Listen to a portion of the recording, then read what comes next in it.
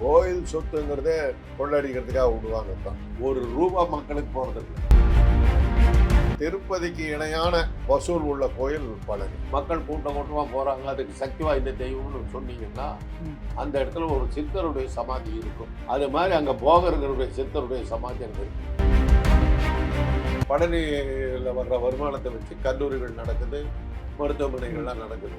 திருடுறதுன்னு முடிவு எடுத்துட்டா சாமியாவது குழப்பாவது. அதனாலதான் பெரியார் சொன்னார், இதெல்லாம் இந்த கோயில்கள் எல்லாமே திருடர் கூட்டம் கையில இருக்குது. இன்னைக்கும் கருவறைக்குள்ளார என்ன நடக்குதுன்னு யாருக்கும் தெரியாது. கருவறைக்குள்ளார இருக்கிற கோயில்கள் அந்த நகைகள்லாம் ஒரிஜினலா இல்லையாங்கிறது யாருக்கும் தெரியாது. ஆண்டி கோலத்துல இருக்கிறதுனால பழனி முருகனுடைய படத்தை பூஜை அறையில் வச்சு கும்பிட மாட்டாங்க. என்ன ஒரு ஆண்டியா இருக்காரு. ஆண்டி கோலத்தில் இருக்க முருகனுக்கு சொந்தமான இடத்தை இன்றைக்கு முருகனே ஆண்டி ஆக்கிட்டு போயிட்டாங்க. தமிழ்நாட்டுல எல்லாமே சேஞ்ச் ஆயிடுச்சு. உங்க நகையையும் சேஞ்ச் பண்ணுங்க. உங்க பழைய நகைக்கு கிராமுக்கு 150 ரூபாய் கூடுதலா வாங்கி புது நகை எடுத்துக்கோங்க. அதே கம்மி சேதாரம் தான் உங்க லலிதால மட்டும்தான். ஆச்சி மசாலா, எந்த சமையலும் ருசி தேடும் ரகசியம் 20 ரூபாய். ஐயா வணக்கம் ஐயா. பழனி முருகன் கோவிலுக்கு சொந்தமான நிலம் 100 கோடி ரூபாய் மதிப்புள்ள நிலத்தை 2 கோடி ரூபாய்க்கு பத்திரப்பதிவு செய்து தற்போது அந்த பத்திரப்பதிவு தவறுன்னு தடை விதிக்கப்பட்டிருக்கிறது. சிபிஐக்கும் வழக்கு மாறி இருக்கிறது. இதில் முதற்கட்டமாக பழனி முருகன் கோவிலில் இருக்கக்கூடிய 100 கோடி ரூபாய் மதிப்புள்ள நிலத்தை ஏமாற்றிருக்கிறார்கள் அப்படின்ற இந்த செய்தி பார்க்கிற போது உங்களுக்கு என்ன தோணுச்சு? கோயில் சொத்துங்கிறதே கொள்ளடிக்கிறதுக்காக விடுவாங்க தான். கோயில் சொத்து அப்படிதான். அதனால தான் அந்த மூல விக்கிரகத்துக்கிட்ட நம்ம போகக்கூடாது, இதெல்லாம் போட்டு இவனுங்க நம்மளையெல்லாம் தடுத்ததுக்கு காரணம் அந்த ஒரு குரூப்பே. இன்றைக்கும் சிதம்பரம் கோயிலில் வர்ற வருமானம் தில்லைவாழந்தனர்களுக்கு சொந்தம் சொல்லி அவனுக்கு தான் எடுத்துகிட்டு போகிறானுங்க. ஒரு ரூபா மக்களுக்கு போகிறதில்ல. ஆனால் சிதம்பரம் கோயில் அவ்வளோ பிரசித்தி பெற்ற கோயில் இல்லைங்கிறது வேற விஷயம். சரி, உண்டியல் வச்சல் அவ்வளோ பெருசு இல்லை. குலோத்துங்க சோழனால் வேயப்பட்ட தங்க கூரை இங்க இருக்கு. முழுக்க முழுக்க தங்கம். இப்போ படிக்கனாலும் தங்கம் மாதிரி மின்னும். அதுல தங்கம் ஒரு சவரன் கூட இல்லை. இப்ப இல்ல, முலாம் பூசப்பட்டிருக்கு. தங்க முலாம் பூசப்பட்ட தகரம் தான் அங்க இருக்குதுங்கிறாங்க. அங்கேயே நடந்திருக்கு. பழனி முருகன் கோயிலுக்கு என்னையா சிறப்பு? பழனி முருகன் கோயிலுக்கு அதாவது திருப்பதிக்கு இணையான வசூல் உள்ள கோயில் பழனி. எதனால? கேரளாக்காரர்கள் தமிழ்நாட்டுக்காரர்களை விட கேரளாக்காரர்கள் அது தன்னுடைய காவல் தெய்வமாக இருக்கிறாங்க. காரணம் என்னன்னா, எல்லா இதுவுமே கிழக்கு நோக்கித்தான் மூல விக்கிரகம் இருக்கும். சரி. இந்த முருகன் மேற்கு நோக்கி இருக்கும், கேரளாவை பார்த்துக்கிட்டு இருக்கும். அதனால கேரளாக்காரர்கள் என்ன நினைக்கிறாங்கன்னா, தங்களுடைய காவல் தெய்வம் பழனி அப்படின்னு நினைக்கிறாங்க. பழனி முருகனை ஆண்டி குளத்துல இருக்காரு பழனி முருகன் கூட. அதனால தான் நீங்கள் கேரளாவில் பார்த்தீங்கன்னா முருகன் வழிபாடு மிக அதிகம். தமிழ்நாட்டை திருத்தணி வடக்கில் திருத்தணி தாண்டி தெற்கில் எடுத்தீங்கன்னாக்கா கேரளாவில் பேரெல்லாம் கட்டிங்கன்னா ஸ்ரீகுமாரன், சுகுமாரன், இந்த மாதிரி அந்த குமாருங்கிற பேர் நிறைய வச்சுருப்பாங்க. ஸோ பழனி முருகன் அவங்களுக்கு ஒரு காவல் தெய்வம். அதனால் வருமானம் மிக அதிகமான வருமானம். திருப்பதி கோயில் வருமானத்தை எதோட ஒப்பிடுவாங்கன்னாக்கா வாட்டிகன் போப்பு அந்த பீட்டர்ஸ் ஆலயம் இருக்குது, அந்த சென்ட் பீட்டர்ஸ் சர்ச்சுக்கு வர்ற வருமானத்திற்கு ஈக்குவல் திருப்பதி வருமானம் ஏழுமலையான் கோயிலோட வருமானம் இருக்கும்னுவாங்க. அதுக்கு ஈக்குவல் அடுத்தாப்படி இருக்கக்கூடியது பழனி வருமானம். அந்த அளவுக்கு வருமானம் உள்ள கோயில். ஒரு அளவுக்கான பழனி இதில் அரசாங்கம் தலையிட்டு சீர்படுத்திட்டாங்க. சரி. அது எதனால் நம்ம சொல்கிறோம்னாக்கா, பழனியில் வர்ற வருமானத்தை வச்சு கல்லூரிகள் நடக்குது, மருத்துவமனைகள்லாம் நடக்குது. அதே மாதிரி தான் திருப்பதி. அந்த பணம் பூரா அந்த உள்ள அர்ச்சகர்களாக இருந்தால் அந்த கூட்டம் அடித்து தள்ளிட்டு இருந்தாங்க. என்டி ராமராவ் முதல்வராக வந்தபோது தான் அந்த பணத்தையெல்லாம் எடுத்து கல்லூரிகள், மருத்துவமனைகள், பல்கலைக்கழகம் இதெல்லாம் ஆரம்பித்து திருப்பதி டவுனை இது பண்ணுறது, டெவலப் பண்ணி தேவஸ்தான கட்டுப்பாட்டில் மக்களுக்கு அது பயன்பட ஆரம்பிச்சது. அதே மாதிரி பழனிக்கு பணம் செலவாகுது. இருந்தாலும் அதுக்குள்ளார நீங்கள் அப்படிலாம் எடுத்தீங்கன்னா, பார்சாரதி கோயிலினுடைய குளம் குளம் பார்சாரதி தெப்ப குளம் அவர் ஒரு தனியார்கிட்ட போய் சிக்கிக்கிச்சு. சிக்கிக்கிட்ட போது பெரிய போராட்டம் நடத்தி அதை வந்து அரசாங்கம் எடுத்துக்கிச்சு. ம். அப்போ அந்த நேரத்தில் அந்த இதுக்கு தென்சென்னையினுடைய எம்பியாக இருந்தவர் வந்து வைஜெயந்திமாலா, ம். ம். நடிகை வைஜெயந்திமாலா தான் தென்சென்னை எம்பியாக இருந்தாங்க. ம். அவங்க தான் வந்து அதை வந்து அரசாங்கத்துக்கிட்ட அர்ப்பணிச்சாங்க. ஓ, மீட்டு கொடுத்துருக்காங்க. திருப்பி அதாவது மீட்டு கொடுத்ததை வந்து இவங்க தலைமையில் ம். அரசாங்கத்திட்ட கொடுத்தாங்க. இன்னொரு வேடிக்கை என்னன்னா, கபாலி கோயில் தெப்பக்குளம் இருக்குது, ம். அது ஆற்காடு நவாபுக்கு சொந்தம். எப்படி? அவங்க கொடுத்தாங்க. ஓ, சரி. இன்னைக்கு கபாலி கோயில் இருக்கிற இடத்துல அங்கே வந்து ஒரு மசூதி இருந்தது. ம். ஒரிஜினலாக கபாலி கோயில் இருந்த இடம் வந்து இப்போ சாந்தம் சர்ச் இருக்குது, ஆமா. அந்த இடம். அங்கே தான் கபாலி கோயில் இருந்தது. சரி. போர்ச்சுகீசியர்கள் படையெடுத்து வந்தபோது இந்த கபாலி கோயிலை இடிச்சு விட்டு சாந்தம் சர்ச்சை கட்டிட்டாங்க. கட்டிட்டு ஸ்ரீரங்கத்துக்கு படையெடுத்து போயிட்டான்.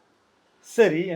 ஸ்ரீரங்கத்துக்கு போர்ச்சுகீசியர்கள் படையெடுத்து வர்றாங்கன்னு தெரிஞ்ச உடனே அந்த ஸ்ரீரங்க பெருமாள், பள்ளி கொண்டு இருப்பார், பள்ளி கொண்ட பெருமாள், அந்த சிலையை வந்து ஒரு இந்த பொட்டிக்குள்ளார வச்சு அதை ஊர் ஊராக எடுத்துக்கிட்டு சுற்றிக்கிட்டு அதை காப்பாற்றினாங்க. அதுக்கு பேரே வந்து திருவரங்கன் உலான்னு பேர். ஓ. அதை வச்சு தீபம் பார்த்தாத்தியே யாரோ ஒருத்தர் நாவலே எழுதினார். ஓ. அது மாதிரிலாம் அந்த கோயிலை காப்பாற்றினாங்க. காப்பாற்றி அப்புறம் தான் அதை திருப்பி கொண்டு வந்து பிரதிஷ்டை பண்ணாங்க. இன்னைக்கு திருப்பதி கோயில் இருக்கிற இது பாவம், இப்போ கபாலி கோயில் இருக்கிற இடம் வந்து ஆற்காடு நவாபுக்கு சொந்தம். ஓ. அவர் தான் அதை விட்டு கொடுத்தார். விட்டு கொடுத்தா அந்த குளத்தையும் கொடுத்தாரு. இன்னைக்கும் ஆற்காடு நவாபுக்கிட்ட தான் அந்த குளம் இருக்கு. இப்போ இன்னைக்கும் அந்த தெப்ப குளம் அவங்க கிட்ட தான். ஓ. ஓ. அவங்க தான் ஓனர்ஸு. அவங்க வந்து இந்துக்கள் அதை பயன்படுத்திக்கிறதுக்கு அனுமதிச்சிட்டாங்க. முழுமையா கொடுத்துட்டாங்க. நீங்கள் என்ன வேணாலும் பண்ணிக்கன்னு சொல்லிட்டு இது பண்ணிட்டாங்க. ஆனால் ஓனர்ஸ் யாருன்னு கேட்டிங்கன்னா அவங்க தான். இந்த பழனி முருகன் கோவிலுக்கு என்னையா சிறப்பு, தனி சிறப்பு? எந்த கோயிலுமே நீங்கள் எடுத்தீங்கன்னா இந்து கோயில்கள் அதில் ஒரு விசேஷம் இருக்குது, மக்கள் கூட்டம் கூட்டமாக போகிறாங்க, அதுக்கு சக்தி வாய்ந்த தெய்வம்னு சொன்னீங்கன்னா அந்த இடத்துல ஒரு சித்தருடைய சமாதி இருக்கும். ஓ, சித்தர். அது மாதிரி அங்கே போகர்களுடைய சித்தருடைய சமாதி அங்கே இருக்கு. சரி. அந்த சமாதி இருக்கிறதுனால தான் அந்த சித்தருடைய சக்தியெல்லாம் அந்த முருகனுக்கு இருக்கு, அந்த சிலைக்கு இருக்கு அப்படின்னு. அதே மாதிரி தான் திருப்பதியில் ஒரு சித்தருடைய இது இருக்கு. அது மாதிரி பக்தர் கூட்டம் பெருசாக போகிற கோயில்களுக்கெல்லாம் போனீங்கன்னா அங்கே ஒரு சித்தருடைய சமாதி இருந்தால் தான் அந்த சித்தருடைய ஜீவசக்தி தான் அந்த கோயிலுக்கு சக்தியை கொடுக்குறதுங்கிறது ஒரு நம்பிக்கை. அது உண்மையாகவும் இருக்குது. அவ்வளவு கூட்டம் போகுது இல்லையா முருகனை பார்க்க? பால் காவடி, பன்னீர் காவடின்றாங்க. அதெல்லாம் மச்ச காவடின்றது உண்மையா நடந்ததா? முருகன் வழிபாட்டு மச்ச காவடின்ற பாட்டில் வருது. மச்ச காவடின்னு இருக்கலாம் எதை வேணாலும் வச்சு எடுத்துகிட்டு போகிறானுங்களா, அதனால அதுவும் இருக்கலாம், தெரியாது. பால் காவடி, பன்னீர் காவடி, புஷ்ப காவடி அப்படின்லாம் பாட்டு வரும். எதில் வேணாலும் நீங்கள் காவடி எடுக்கலாம். அது உங்கள் இஷ்டம். உங்கள் வேண்டுதலுக்கு தகுந்த மாதிரி நீங்கள் எதிர்பட்டு போகலாம். அதை பற்றி எனக்கு அவ்வளோவா தெரியாது. இப்போ இவ்வளவு மக்கள் குறிப்பாக பழனி முருகரை தேடி போகிறாங்கன்னா அப்போ அவ்வளோ சக்தி இருக்க ஒரு கடவுளாக நம்பிக்கை நம்பப்படுது. அந்த இடத்துலயே கோயில் நடத்த இவங்க இது மாதிரி பண்ணியிருக்காங்களே, இது எப்படி முருகன் எப்படி தண்டிப்பாரா என்ன? திருடுறதுன்னு முடிவு எடுத்துட்டா சாமியாவது குளமாவது, அவ்வளோதான்.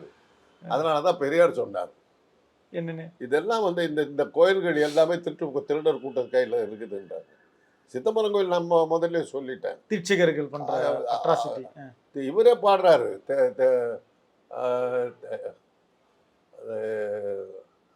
அடியாருக்கும் அடியேன்னு சொல்லி ஒரு பாட்டு வரும்.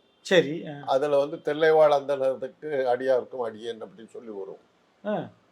ஞான சம்பந்தரும் யாரோ பாடி இருக்காங்க. அவங்க காலத்துலேருந்தே அது அவங்க கிட்ட தான் இருக்கு. அது இன்னைக்கு வரலும் எடுக்க முடியல.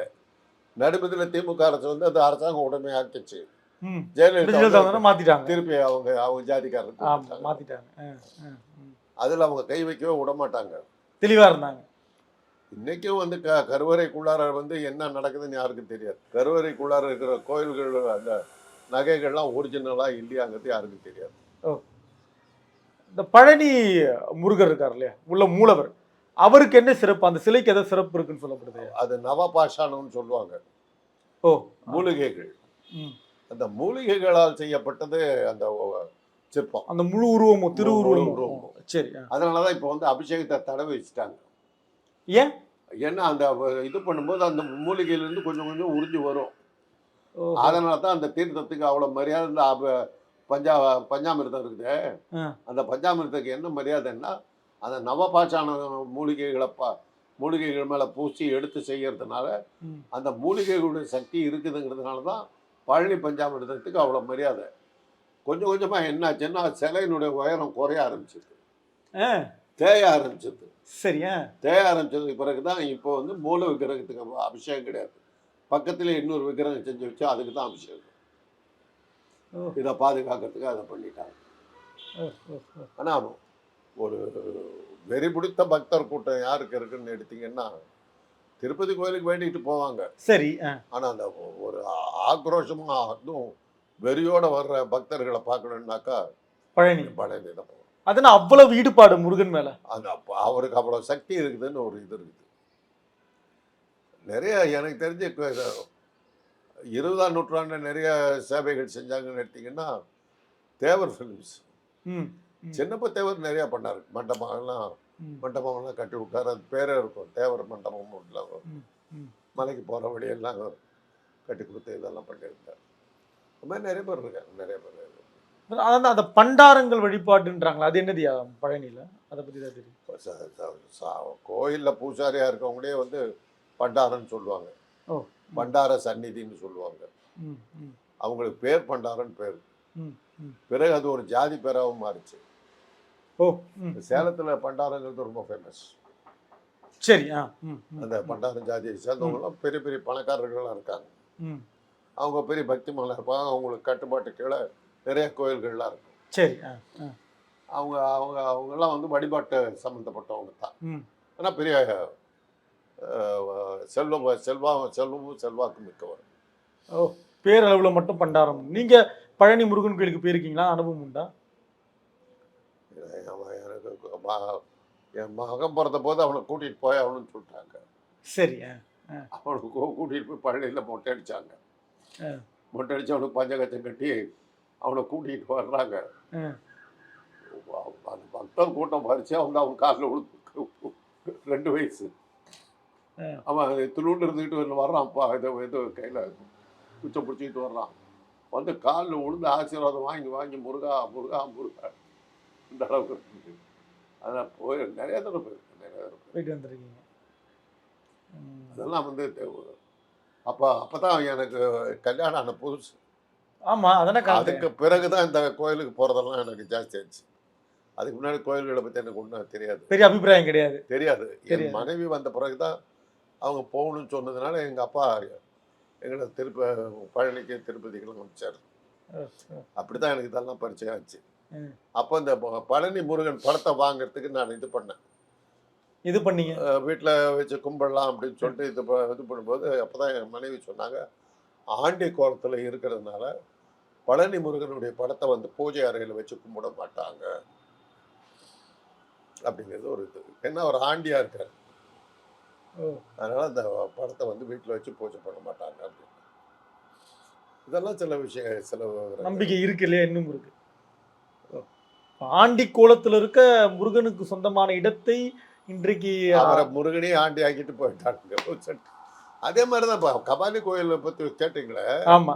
கபாலி கோயிலை சுற்றி இருக்கிற கடைகள் பூராவுமே அவ்வளோதான் அஃபேஸ் ஆட்டை போட்டு வழிபட்டாங்க. அவர் நடுப்பத்தில் வந்து எடுத்தாங்க. எதையோ ஒரு கோர்ட்டில் எதில் கேஸை போட்டு தடவை உத்தரவாக்கி அவங்க தான் அனுபவிச்சுட்டு இருக்காங்க. இந்த பேச்சு வழக்குல சிவன் சொத்து குலநாசம்னுவாங்க இல்லையா, அதுக்கு என்னையா பொருள்? இது மாதிரி தானே. சிவன் சொத்தை கொள்ளடிச்சவங்க உருப்பிட்ட தான் வர்றாங்க கிடையாது. அவங்க குடும்பமே அழிஞ்சு போயிருக்கு. அதை சொல்லுவாங்க. இப்போ வந்து நீங்கள் முஸ்லீம் படையெடுப்பெல்லாம் பார்த்தீங்கன்னா பெருமாள் கோயில் அவன் இடித்த மாதிரி சிவன் கோயில் அவன் இடிச்சே இருக்க மாட்டான். எங்கே பார்த்தீங்கன்னாலும் பெருமாள் கோயிலை தான் அவன் இடிப்பான். இதனால அவன் பெருமாள் கோயிலுக்கு பக்கத்தில் தான் மசூதியும் இருக்கும். சரி. எந்த ஊரில் பார்த்தீங்கன்னாலும் பெருமாளுக்கு தான் வருமானம் ஜாஸ்தி சிவனை விட. சரி. அதனால தான் அதுக்கு பக்கத்தில் இங்கே கோயில் இது மசூதி இருக்கும். சேலம் கோட்டை பெருமாள் இருக்குது, அதுக்கு பதிலாக கோட்டை மசூதியும் இருக்குது. பிரசித்தி பெற்ற மசூதி அங்கே தான் இருக்கு. அதே சிவன் மாதிரி கோயிலை தொட மாட்டாங்க, ஒரு பயம். அது ம், ம், ம். பெருமாள் கோயிலுக்கு கோயில் சொத்துக்கள் கொள்ளையடிக்கப்பட்டதுன்னு வந்தாவே பெருமாள் கோயிலாக தான் இருக்கு. ஓ. ஏன்னா வருமானம் உள்ள கோயில். சிவன் கோயில் சுத்து தொட மாட்டாங்க. ஏன்னா பெருமாளுடைய மனைவி ம், லட்சுமி. ம், ஆமா. அதான் சொல்லுவாங்க, நாராயண தரித்திர நாராயணன், அவன் மனைவி லட்சுமி கோடீஸ்வரி. அதான் கதை. அது என்ன தத்ர நாராயணன்றது? நாராயணன் நீங்க பிச்சை எடுக்கிற பூரா நாராயணா நாராயணன் கோவிந்தா கோவிந்தான்னு போடுறது. அவன் பிச்சைக்காரன் தான். ஆ. மனைவி லட்சுமி கோடீஸ்வரி. ஓ. ஆ. கல்விக்கு பிரம்மாவின் மனைவி சரஸ்வதி, செல்வத்துக்கு பெருமாளின் மனைவி லட்சுமி. ம், ம். பழனி, அப்போ பழனி முருகன் கோவில்னாலே நீங்க சொல்லக்கூடிய சிறப்புன்றது எதை சொல்லலாம்? ஒரு சிறப்பு இந்த பழனி முருகன் கோவிலுக்குன்னா சக்தி வாய்ந்த கோயில், அவ்வளவுதான். அப்புறம் பாடல் பெற்ற தலம். அறுபடை வீடுகள்ல ஒன்று திருமுருகாற்றுப்படையில் ட்ரெயினாக இருக்கு. இருக்கு. ம், ம். அங்க விளையாடக்கூடாது இல்லையா? இந்த மாதிரி கோயில் சொத்து அபகரிச்சு விளையாடுறது பெரிய தப்பு.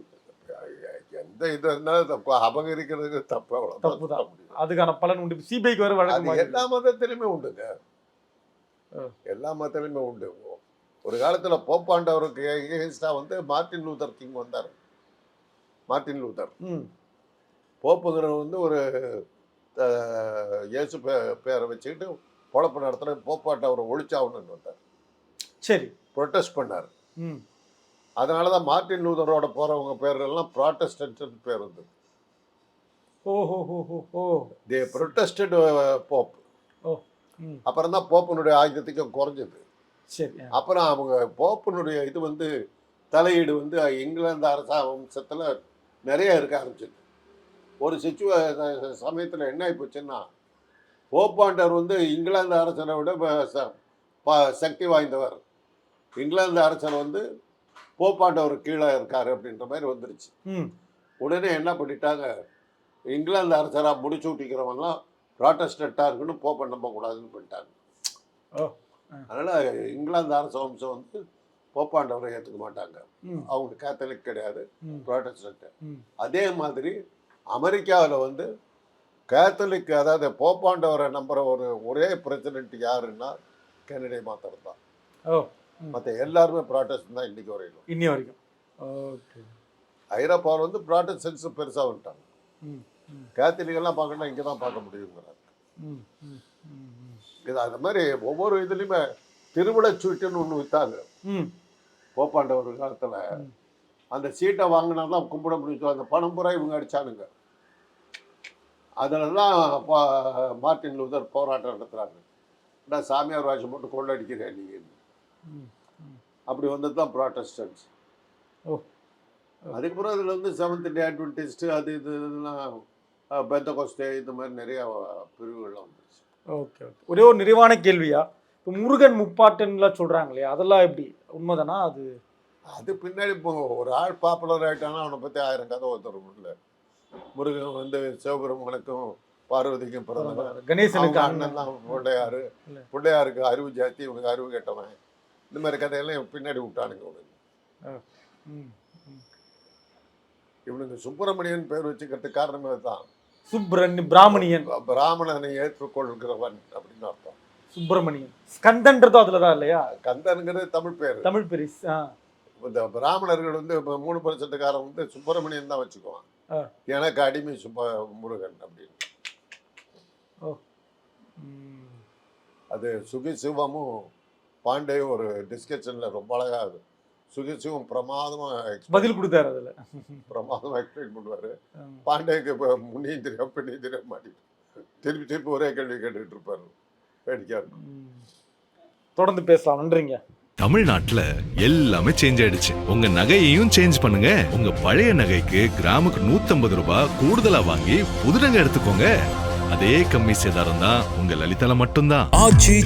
எந்த சமையலும் ருசி தேடும் ரகசியம் 20 ரூபாய்.